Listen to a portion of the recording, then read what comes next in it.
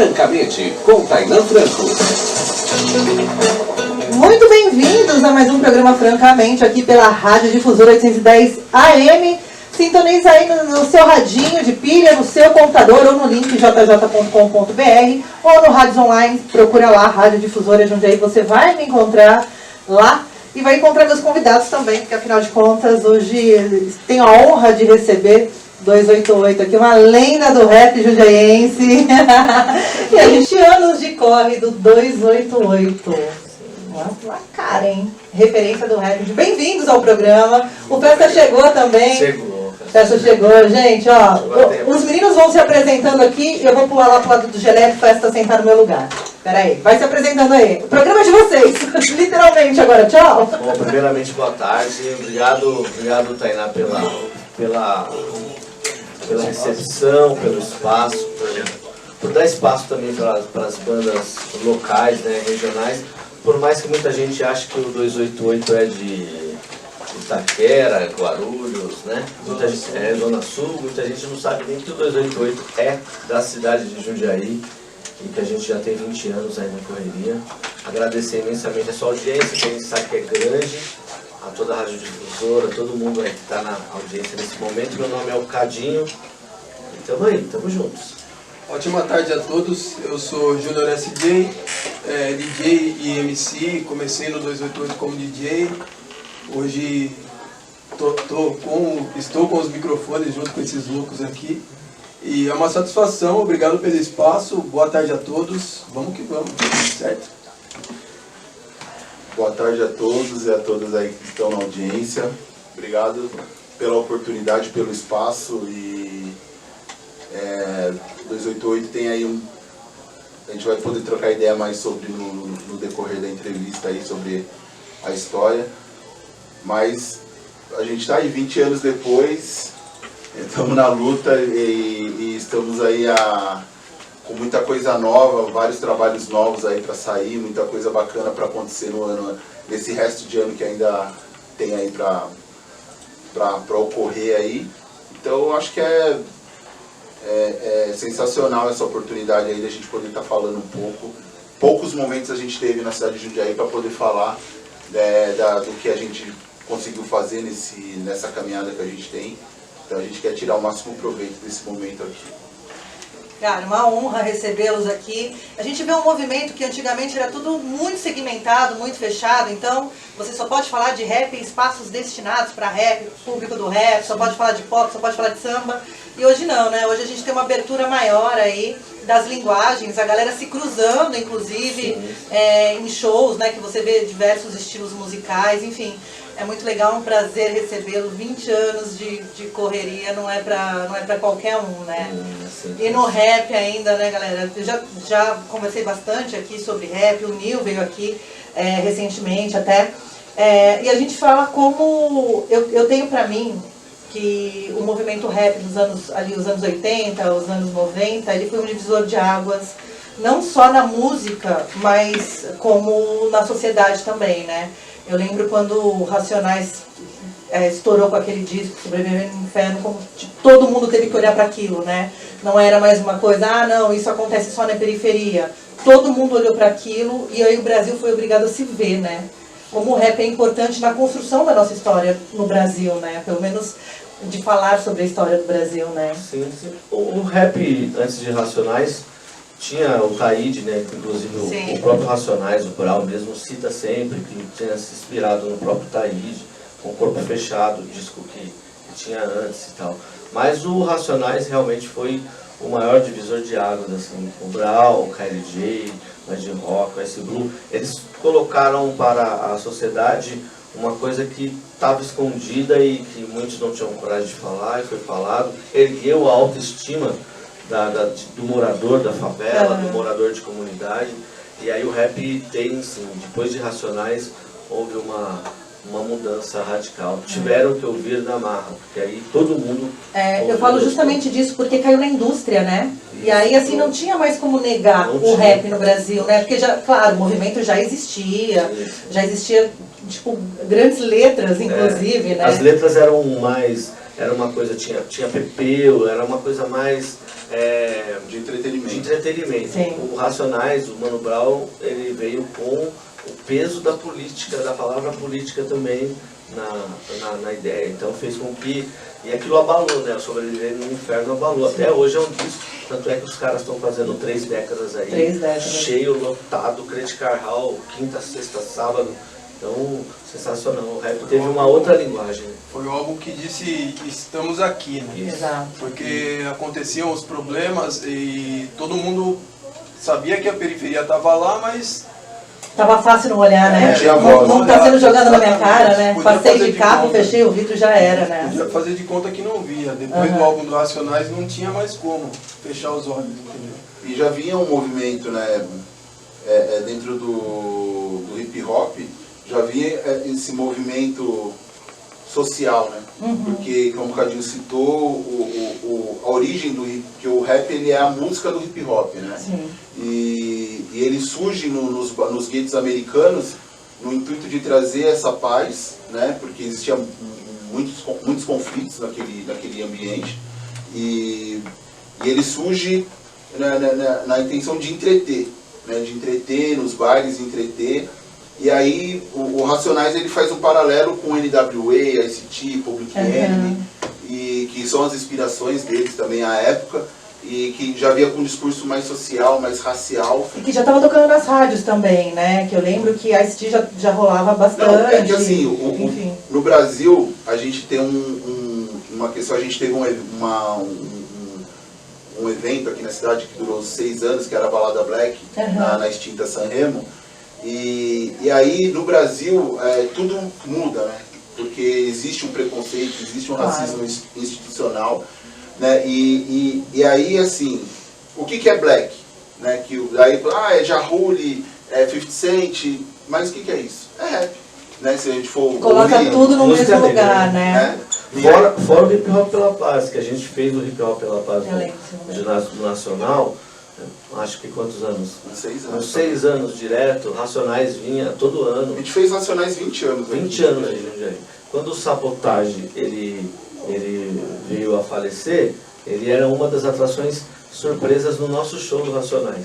Existe como é que se fala, que no livro no livro dele conta uma história que ele estaria no sul, mas o Sabota, ele era um cara que assim, que nem o Brown mesmo diz, foi a humildade dele que matou ele, né, cara? Porque ele era um cara que ele não falava não pra ninguém, conversava com todo mundo, então assim, ele fechava várias coisas com várias pessoas ao mesmo tempo, porque no mesmo, tem um livro do Tony C que diz que ele estaria num congresso de juventude no sul, mas ele tinha um diálogo com a gente, né? Agora não tem como a gente comprovar também, né? Mas fica registrado aqui, né? Esse momento que o Sabota viria pra Jundiaí. Não, tanto é que ele veio muitas vezes e tal, e só que o que acontece? Inclusive apelidou o Cadinho de Sexto Vigia, que o Edinaldinho tem o Cadinho, ele tem a semelhança física com o Edinaldinho. Ontem é o Quinto Vigia, E o aí- Cadinho virou o Sexto. Exatamente, o Edinaldinho tem a música Quinto Vigia, daí ele olhou pro Cadinho e falou, meu, cara, você parece o Naldinho, mano, você é o Sexto Vigia.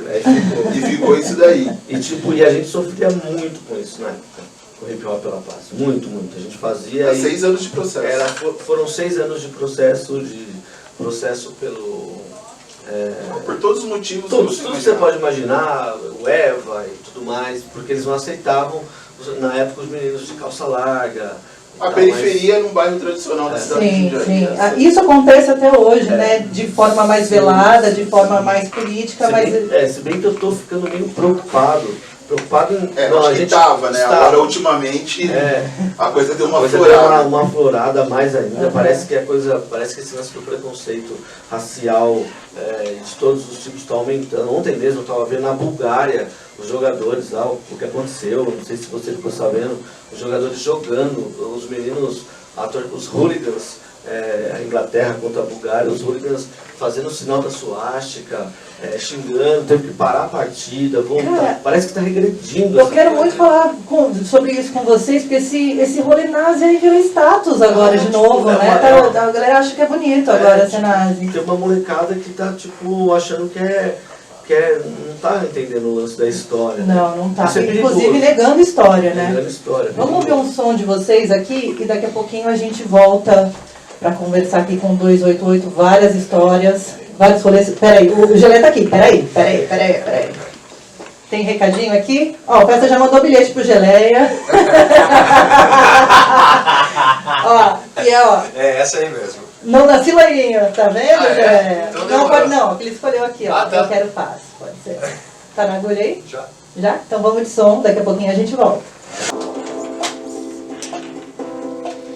288 aqui na Rádio Difusora, programa francamente trazendo banda autoral, trazendo cultura e trazendo aí uma reflexão, né? A gente precisa conversar sobre muita coisa nessa cidade, né? E chega de falar que tudo bem, isso vai passar, porque tem lutas que elas nunca estão ganhas, né? Se a gente fica um minuto ali desatento, a gente perde um direito, perde uma fala, perde um momento histórico, né? Tem muito, tá rolando muito esse momento de atacar dados científicos, atacar a história, né? Mudar a narrativa. Não existiu o Holocausto, não existiu... A escravidão, Só- cara. é, Eu não existiu tava em escravidão. Portugal quando ouvi essa declaração, os caras olharam pra minha cara.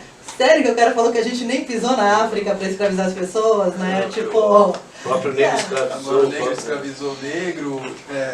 Isso é um assunto legal.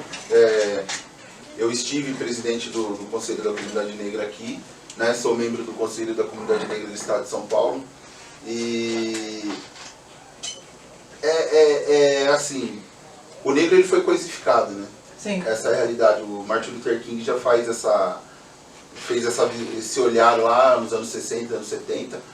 E aí eu fui no Museu Afro, assim, rapidinho, e aí logo que você entra, tem uma série de ferramentas que todo mundo usa, martelo, foice, enxada, arado, uma série de coisas, né? E a menina ela fez uma pergunta: por que o negro foi escravizado? Né? E aí a gente, dentro do que a gente imagina, que a gente ouviu tudo isso que o Júnior falou. O próprio negro escravizou o próprio negro, eram reféns de lutas, porque todos os povos foram escravos, né, em algum momento, né? E aí no final do circuito ali, e aí a gente começou a vomitar, falar tudo que eu pensava que era, né? E ao contrário, por isso que é importante a Lei 10.639 ser aplicada nas escolas, né, que é o ensino da África. Não tem nada a ver com uma questão religiosa, né, é uma questão até de uma justiça mesmo, porque eu acho que o povo que foi mais execrado no mundo é a população negra, né? E aí ela falou, não... Que foi não, né? Quem já vamos combinar que isso aí não acabou, né? Ela muda de roupa, mas continua. E aí ela falou, não, o negro ele foi escravizado por causa da tecnologia. Porque na época, o clima nosso é muito semelhante com o da África. Ele falou, então os caras chegaram aqui, viram, isso é agricultura, mineração, tudo que a África já fazia, né? Sim. Então se você vai ali, e ao contrário do que as pessoas sempre pintam de que a África é só desgraça, isso, aquilo, outro, o Egito é a África. Sim. Né? Então a Cleópatra não é sei lá o nome daquela atriz que A Elizabeth Taylor, né? Não é. Tanto que os narizes estão quebrados, né? Das grandes esfinges, tudo é tudo quebrado justamente para você tirar a característica de denominação racial ali, né? Então aí você coloca uma atriz branca de olho azul para fazer e você cultua aí uma outra personificação, né, de quem foi aí a rainha do Egito. E até no próprio Brasil teve atores negros que tinham que... para você fazer um ator negro, o branco se pintava de negro. Sim. Para poder fazer o personagem nos Estados Unidos. Era muito comum. Então é uma luta que ela não vai terminar. Como é a uma gente luta diz, né? interminável. A luta sempre. A gente faz um trocadilho, né? Coloca um A com H de a luta sempre, que dá o duplo sentido, né? Que vamos estar sempre lutando, mas que sempre vai ter luta Sempre também. vai ter luta. Sempre vai ter luta. Como a gente fala, inclusive nessa última música que você acabou de tocar, o Quero Paz, ela fala exatamente um pouco disso. Um pouco daquela revolução que teve há uns anos atrás, de você ver o filho da empregada comprando o carro, estando em faculdade, estudando na mesma faculdade que o patrão. Então isso feriu eles. Uma galera, né? Isso fez Os com que, aeroportos. você lembra? Aeroporto tinha virado rodoviária. Então, tipo assim, nos é cerceado essa coisa de Tentam poder cercear, na realidade, tentam. Do acesso, tirar o acesso mesmo, né? Tirar o acesso das escolas, a faculdade, quantas pessoas, eu mesmo conheço várias pessoas que hoje são formadas graças a um processo que foi formulado naquela época lá. A gente não vamos nem falar sobre questão de partido, nem questão de direita ou de esquerda, mas era uma coisa que acontecia, que nós víamos, e nessa música a gente coloca isso. E a isso. nossa vida foi sensível. Assim, a mudança foi uma coisa que era que nem esse celular aqui, dá pra pegar. A gente sentiu. A gente percebia que existia uma valorização maior, tipo, os cubanos vindo pro Brasil fazendo um baita trabalho. Sim. E, tipo... Não, e aí se a galera compra um discurso que estavam formando um poder paralelo para dar golpe, essa obsessão também desse golpe comunista no Brasil. Que iam dominar o planeta, que não sei o que, no final você vê a Petrobras sendo fatiada, sendo...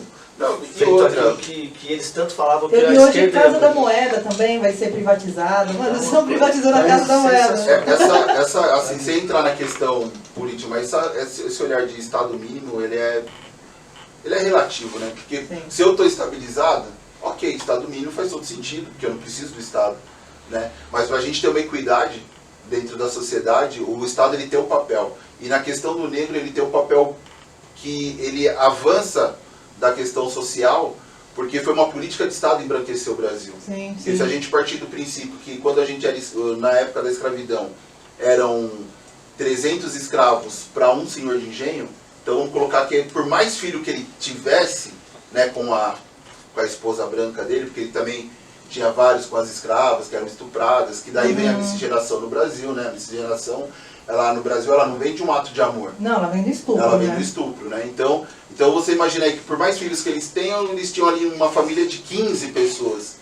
E eram 300, 400 escravos, né? Então o Brasil ele era preto e índio. Sim. Né? E aí quando o pau torou pros caras na Europa lá, eles falaram, a gente vai pro Brasil. Não, teve esse processo real de eugenia, né? Inclusive o motivo de ter ido até a África, né? Até a Itália, que ainda não era um país unificado, tinha todas as questões ali de fome, de guerra, caramba, foi proposital trazer essas pessoas para cá nesse processo de querer embranquecer o país. Porque né? assim, o escravo ele não consumia. Então todo mundo pensa, porque muita gente questiona por que a gente não comemora o 13 de maio. Né? E assim, o 13 de maio, ele foi um ato político, sim, mas não porque a princesa Isabel ela era boazinha, e sim porque já existe um movimento industrial, escravo não consome, sim, então existia todo esse movimento que forçava o Brasil a extinguir a escravidão, mas não por uma questão humanitária. Não, foi uma pressão da Inglaterra, inclusive, que queria estar no Brasil, só que queria pagar mão de obra para ter... Paranapiacaba é um exemplo disso, né? Eles pagavam mão de obra para construir a linha férrea ali, Paranapiacaba e tal, para você ter consumo na própria cidade, sim, né? Então eles pagavam e aí pegavam o dinheiro de volta, né? Para a pessoa viver ali. É o sistema que a gente meio que vive hoje. Gente, vou chamar outra música aqui e aí daqui a pouquinho a gente volta para falar do 288. Isso. Vamos de som. 288 aqui nos estúdios da Rádio Difusora, eles que vão lançar um EP, vai ter videoclipe, vai ter festa, vai ter tudo, a gente já está agendando uma nova data. Eu falo isso no ar pra quê? Pra ninguém falar que não vai dar tempo de ir na rádio, né? Então, sim, não tem como falar, não vai rolar, não ao vivo. Vai rolar. Fica todo mundo com vergonha de me negar convite ao vivo, né? Então eu já jogo no ar assim pra gente ter o 288 ao retorno. Com certeza, uma honra. Quantas vezes você precisar, a gente está à disposição. Fala isso, galera. Vocês não estão entendendo o rolê aqui, que eu preciso todo dia de gente aqui, né? Viu? Fazer rap em Jundiaí há 20 anos atrás.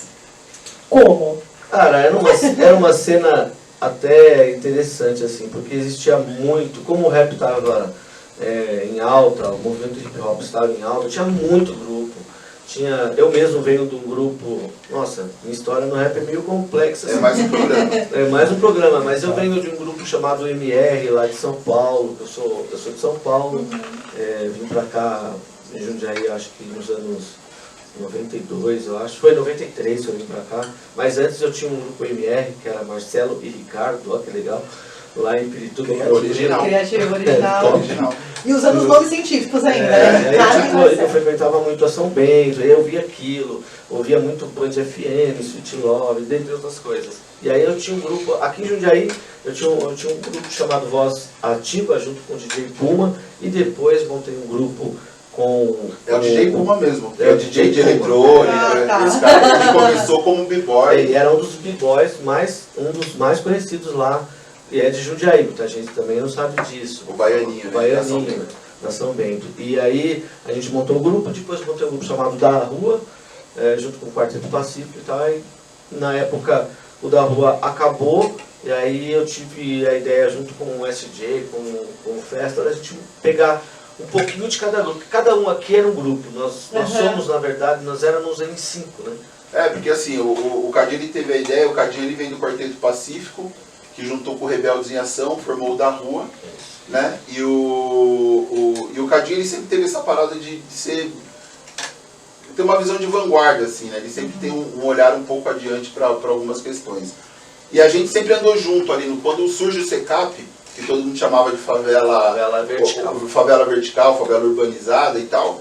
Então foi todo mundo para lá. Então o Cadinho estava ali, o Júnior estava lá, e naquele momento a gente nem se conhecia. Acho que o Júnior já conhecia o Cadinho por conta dos bailes. Porque eu sou o caçula, né? Eu sou o mais jovem aqui, por incrível que pareça.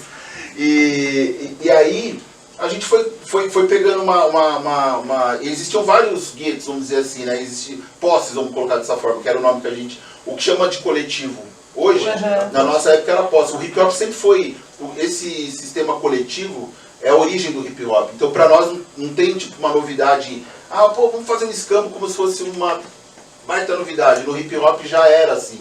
Porque como não tinha TV, não tinha nada, a gente tinha que ir pra galeria, trocar zine, ou ir pra Diadema, na casa de hip hop de Diadema, pra saber o que estava acontecendo, pegar os Na própria São Bento rolava esses encontros, né? De você pegar, Mas pra você ver, em Jundiaí, quando a gente começou com o 288, aí tinha o JTMCs, que era o grupo do Júnior, que ainda é ativo, né? Só que o Thiago tava... Deu um tempo que o JT éramos eu e o meu irmão. Só que por causa de trabalho hoje mais ele mora na antigo da Bahia. cidade em atividade é o JT. E atividade Então, mas assim, mesmo à distância a gente está fazendo coisa nova, assim.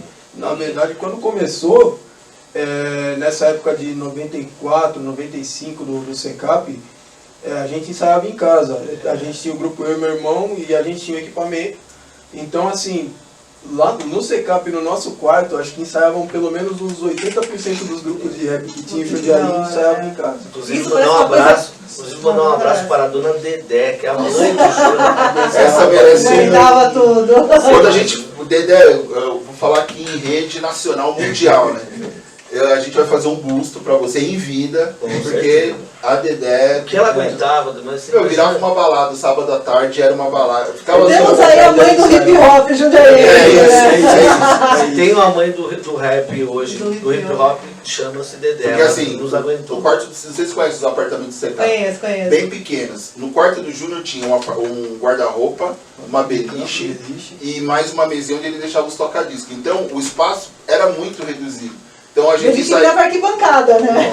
A gente virava arquibancada. E aí ficava grupo na sala assistindo o clipe, esperando a hora de ensaiar, aí trocava, era uma loucura. E isso que tinha uma árvore, lembra? Tinha uma árvore na nossa janela, e o pessoal da vizinhança, a molecada subia pra ficar vendo a gente Cara, ensaiar. vocês têm foto disso, cara? Porque, mano, isso é uma história, contar a história da cidade. Na né? época não tinha celular que tirava. Tão fácil. A gente tem algumas, inclusive, né, já falando aqui, né? A gente participou de uma peça da TV Tem, e lá aparece algumas fotos que a gente tem o Júnior mandou pra gente, e, pô, era uma época sensacional, e só concluindo o raciocínio, e aí o Cadinho fez o quê?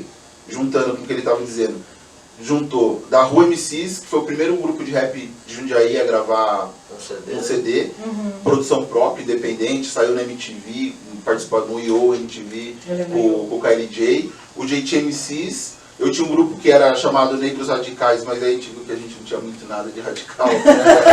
Aí Era muito bonzinho. A gente era muito legalzinho, daí mudou pra do Gueto e INC. O Doc Z. Aí tinha o Doc Z, que era do Processo Criminal, e o P10, que era de fato, que era do Negros Radicais. Aí a gente teve algumas divergências, aí ele montou de fato. E depois o Cadinho juntou todo mundo de de novo, pegou entre aspas o melhor MC de cada grupo, e o Júnior era MC ele é MC no JT, mas ele sempre tocou. Então ele, no 288 ele entrou como DJ, como ele falou no começo, e nós 4 éramos os MCs. Aí dos 88 cooptando todo mundo, né? Foi o olheiro do rap jundiaense. E foi por isso que a coisa avançou, porque assim, pegou todo mundo um pouco mais maduro, né? E aí o nosso primeiro passo foi no Espaço Rap Especial, que tinha na 105 de... Tem ainda, não tem? O Espaço Rap? Tem o Espaço Rap, mas de sábado tinha o Espaço Rap Especial e tinha o palco do Espaço Rap. Palco 105, né? Palco do Espaço Rap. Palco do Espaço Rap. E era como funcionava. Cada semana tinha uma disputa entre 2 grupos, aí os 3 campeões de cada semana, na última semana, concorriam os 3 juntos e tinha um vencedor do mês. E a gente foi o vencedor tanto da nossa primeira e vencedor do mês. Ainda eu lembro que na época, uma das votações mais que a gente trabalhou naquela época, não tinha WhatsApp, não tinha essas coisas, então a gente gastou o telefone, ligou pra mãe, periquito, papai, falou, meu, liga lá, pede a música, fizemos um movimento super legal na época. E ali foi o primeiro momento do 288, mas assim, a gente já estava mais maduro, né? Todo mundo já tinha mais visão, né? Uma visão e uma postura do que queria, né? Então isso foi o que acabou acontecendo. O único que tem grupo ainda é o Júnior, porque o que aconteceu, dentro do meu grupo começou a ter ciúmes, do grupo dele teve ciúmes, do grupo do outro teve, né, cara? porque a evidência do 288 ficou muito nítido assim.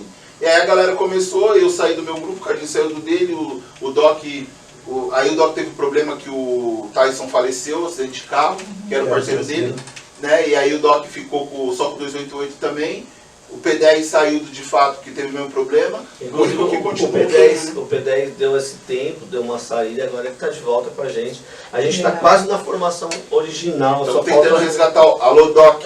Alô Doc, estamos Doc, atenção! Estamos tentando resgatar ele para esses 20 anos, sabe? Que o meu sonho era tipo a gente fazer o DVD. A gente tem essa vontade de fazer o DVD, uma coisa intimista, sabe? Uma coisa, registrar, né? Registrar, que eu falo sempre pro Festa, deixar isso pros filhos, pros netos, né? E pra história, né? Pra história também. Foi muita coisa que a gente passou e coisa, precisa desse registro. A gente participou do único DVD do Espaço Rap, a gente tá lá com a música Louco, no CD ao vivo tá lá com a música Severino, essa música toca muito até hoje, conta a história de um retirante nordestino e tal, que veio, ele começa no... De quando que é, Severino? Nossa, ela é de 2003. 2003. Que louco. Também. E tipo, parece que fizeram ontem a música, né? Porque, infelizmente, a própria... A gente estava conversando ali atrás, né? As situações acontecem, elas mudam de cara, mas acontece o ciclo, né? Exatamente. A gente tem uma música no disco que eu gosto muito, que é o Espelho. E essa música, ela fala o quê? Ela fala muito sobre essa questão do que está rolando, do não respeito ao professor, da falta dessa coisa de não respeitar o pai e a mãe. E a contradição do ser humano, né? Contradição do ser humano. Eu acho feio você fazer, mas eu faço. Tipo assim, você... Então a gente faz essa brincadeira, você acha certo tal coisa, mas você... Né? E vai fazendo isso paralelo. Tipo, eu sou contra total violência, mas aí o cara coloca uma camiseta de um time, ele vai pro campo, aí ele vê a camiseta do outro time, aí ele vai, agride, mata outro time. E a gente fala um pouco que a gente nem percebe, né? Como a gente faz parte daquilo que a gente julga errado, né? Exatamente, a gente fez isso. O Espelho, ele diz isso. Assim, e aí o Djonga tem uma fala que eu acho muito louca, assim, se a gente continua, se essa música 2030, a gente tá falando aí de 15 anos, né, mais ou menos. Se 2003, né? 2003. 2030 a gente tá aqui. Não, 2003, desculpa. Só pra gente viajar no tempo. A gente tá avançado. Aí a gente já fala de afrofuturismo. Mas se ela continuar causando o mesmo impacto, é sinal de que pouca coisa mudou, né? Se a gente continua gravando uma música como Eu Quero Paz, falando disso, é que pouca coisa mudou. Inclusive essa música tem a participação do Feijão Bro do reggae, produção muito top lá. Do Jonas, foi muito louco. Feito com banda, muito legal. Vamos ouvir mais um som aqui? Vamos ouvir só um trechinho, só para dar um piquezinho na câmera ali e a gente já volta para aproveitar o papo? Demorou? Vamos então. É isso que acontece, a gente tá falando de rap aqui, ó, a gente fez uma singela homenagem pro Ed Rock aqui. Falamos dele, né? Falamos dele. Eu precisava só de uma pausinha aqui pra gente arrumar a câmera, porque a gente tá na rádio, mas também a gente vai estar na internet hoje à tarde. Essa entrevista vai pro YouTube. E compartilhar, hein? Compartilhar. Vamos lá, que essa será a primeira de muitos papos. Quantos discos? Quantos discos vocês lançaram? O 288, na verdade, foi um disco. Um álbum cheio. Um álbum cheio, né? Que é coisa que não se faz Não mais. se E faz vários mais singles. E singles a gente lançou bastante, mas disco mesmo, a gente lançou esse disco e tipo assim, a gente fez foi aquela época de transição, que o CD era, você fez o CD, mas aí começou a vir esse lance da música, ninguém queria mais saber de CD, do MP3, entrou MP3, aí pendrive, e aí a gente conseguiu a gente vender. nasce nesse, a gente lança nesse E embrolho. a gente vendeu bastante assim do disco, o pessoal de Porto Alegre comunicava, Minas, foi muito legal, assim, tipo uma coisa bem interessante, mas disco mesmo, físico, a gente só fez o espelho, o disco chama E espelho. falando do disco, a gente tem que agradecer o Easy Nylon, DJ Zenai. porque ele produziu o disco todo e assim, é o cara que produziu Detentes do Rap. Então assim, tava no topo do topo. Ele até trabalha numa co-irmã de vocês, trabalha na 105 FM, né? Tem o programa lá, o Black 105. E assim, e foi um disco totalmente independente. A primeira leva do disco foi nós mesmos que nos organizamos, lançamos, o Nylon produziu. E aí depois a gente foi para uma gravadora que fez a distribuição pro Brasil todo. Até porque, tipo, antigamente, hoje o rap tá mais dinâmico também. Mas antes, para você gravar um disco, o nosso disco demorou quanto tempo? Um ano e meio. Demorou mais ou menos 1 ano e meio, 2 anos para gravar um disco. Então hoje não, hoje você, essa nova escola, a molecada, até a gente também, você chega num estúdio hoje, você, o beat é tal, bateu, já faz fez a trabalhei música, ali, já era. A gente para gravar Hoje é uma mais música, dinâmico. a gente para gravar uma música, quando a gente lançou o 288, tipo, era acorde por acorde, o grave não tá bom, era diferente. Hoje em dia a molecada bota lá, vai lá, MPC. Mas também tá perde um dinâmico. pouquinho aquele rolê de você Perdeu, construir a exatamente. música, né? Ah, deu Perde. errado, não, peraí, vou colocar aqui um efeitinho, já A era. parte técnica deu uma caída por causa disso. Né? Aham. E, Hoje é mais fácil. e hoje, assim, a nova escola, pô, eu sou muito fã da nova escola. Eu gosto do rap em si, não só eu, mas como todo mundo do grupo. Só que tem muita coisa, tá acontecendo isso com a nova escola também, o que acontece com o funk. É tipo assim, a molecada faz rapidinho, a música acontece, estoura, acabou, aí vem outra.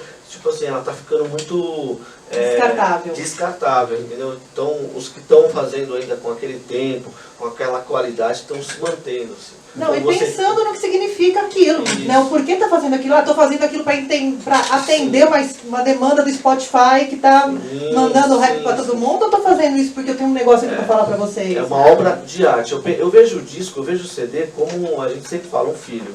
Então você tem que ter todo um carinho com o seu disco. Então a gente conseguiu ainda participar desse momento, de ter o disco físico, de olhar para ele, ver a capa, a contracapa. Eu sou amante disso.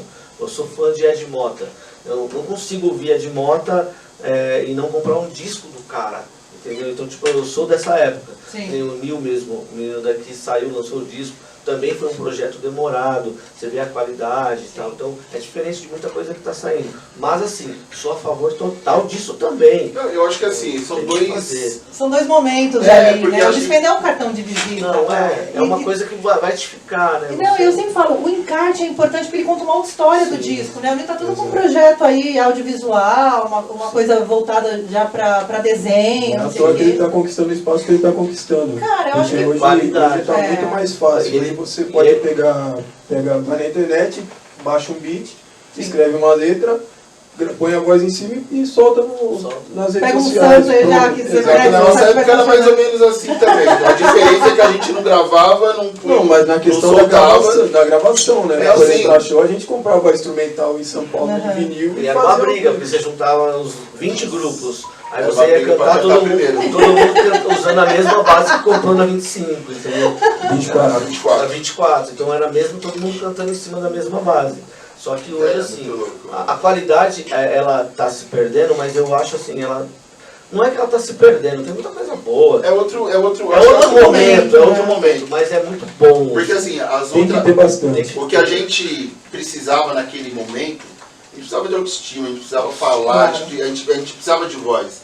Hoje, se você for pensar mesmo na quebrada, você até pediu diminuir um pouco a autoestima da quebrada. Falou, não diminui o ritmo, porque tá um pouco além. E outra entendeu? coisa que aconteceu também, Tainá, foi o seguinte, o rap, ele tinha aquele lance, não, música de favelado, como aconteceu com o samba, como aconteceu com a capoeira, aquela coisa de favelado, só favela, não sei o que, mas hoje não, hoje o rap ele tá na classe média alta. Sim, comercializou, né? Comercializou, tá num... Voltando um pouquinho no começo da nossa conversa, no Brasil, assim, tudo que é de preto e é bom, vira brasileiro. Sim. Assim foi com a capoeira, assim foi com a feijoada, assim foi com tudo que a gente produz, carnaval. Então, assim, enquanto é crime, samba, é de preto. Aí, pô, porque o samba era crime, era vadiagem, a capoeira era crime, era vadiagem. Aí Ficou bom e bonito. veio um cara branco, classe média, falou assim, pô, isso é legal, cara. Então, opa, então isso aí é cultura... E aí você coloca um afro-brasileira, eu já me sentiria contemplado. Mas na realidade eles colocam, não, é cultura brasileira, feijoada, é culinária brasileira. E de um Brasil que não reconhece o negro, não reconhece o índio como a sua maior parte da população. Exato, a maior parte da população. Né? Complexo demais.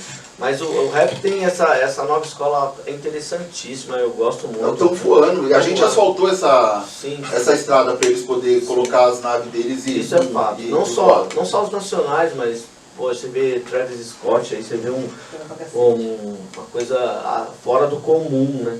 Então, tipo, você vê no... Como é que chama aquele lá, o Gambino This is America, lá? Eu não sei falar o nome daquele cara. É, Childish Gambino. É, esse cara aí. Ó, gastou gastou o Cecilinha aqui no programa. Kendrick Lamar, você vê aí uma série de... A gente mesmo, aqui em Jundiaí, tem uma cena muito forte com o trap, eu tô percebendo isso porque... Inclusive entrou na pesquisa estão fazendo uma pesquisa de hábitos culturais em Jundiaí, e a mulher falou assim, eu tive que colocar trap, foi um pedido pra galera poder escolher nos estilos musicais. Existe uma cena fortíssima, aí tem aquela discussão, mas é rap e tal. Gente, é rap também, mas é um... Funk é rap. É o jeito que os caras colocaram... É o jeito que os caras colocaram, a molecada, isso é um estilo, veio da América também, como o rap tem essa pegada. Na década de 90 tinha o bate-cabeça, os caras falavam, nós vamos pro baile, pra festa de bate-cabeça. Era rap também, mas era o estilo do rap, é a mesma coisa. Mas essa cena nova tá interessantíssima, e tipo assim, que tem nós mesmos, eu tenho o meu filho Dani Cleck, que tá lá assistindo, inclusive ele falou, pai, não esquece de falar de mim. Dani Cleck, ele também tem essa pegada do trap, e ele fala de trap pra gente, pô, um tempo já, e também tá na... Jundiaí é diferenciado na questão de música, de expressão cultural. Porque a gente, como a gente sempre trabalhou com baile, então a gente sempre teve antenado, principalmente o Júnior e o Cadinho, sempre teve antenado no que estava acontecendo lá fora. Então, por exemplo, o trap hoje ele é uma sequência do crunk. Coisa que a gente tem no disco também. Coisa que as pessoas vinham tocar em Jundiaí na nossa festa, a gente tocava Lil Jon e as pessoas... Eu quase falei, mas que música é essa? Que música é essa? De onde veio? E, inclusive grandes nomes vieram tocar com a gente e os caras olharam e falaram, meu, que música é essa que estão tocando? Eu nunca ouvi. E aí... Que era coisa de Atlanta, né? Mais voltado para Atlanta, um rap mais Atlanta, assim.